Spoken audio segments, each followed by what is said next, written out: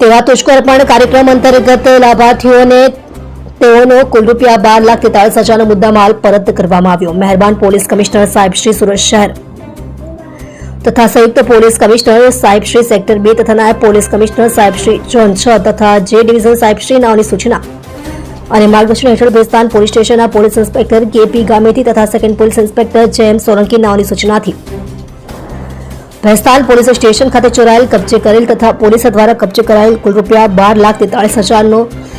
મુદ્દામાલ તેના મૂળ લાભાર્થીને પરત આપવા અંગે તેરા તુષ્કો અર્પણનો કાર્યક્રમ ભેસ્તાન પોલીસ સ્ટેશન ખાતે આજરોજ તારીખ 17/10/2025ના રોજ કલાક 17:30 થી કલાક 19 દરમિયાન કરવામાં આવેલા કાર્યક્રમમાં ભેસ્તાન પોલીસ સ્ટેશનના પોલીસ અધિકારીશ્રીઓ કર્મચારીઓ તથા લાભાર્થીઓ હાજર રહ્યા હતા, જેમાં ગુમ થયેલ મુદ્દામાલ તથા ગુનાના કામે કબજે કરવામાં આવેલ મુદ્દામાલ તેના મૂળ લાભાર્થીઓને પરત કરવામાં આવ્યો હતો। સદર કાર્યક્રમમાં કબજે કરેલ વાહનો, મોબાઈલ ફોન, કાપડના ટાંકા વગેરે મુદ્દામાલ મળે કુલ કિંમત ₹12,43,000 થાય છે।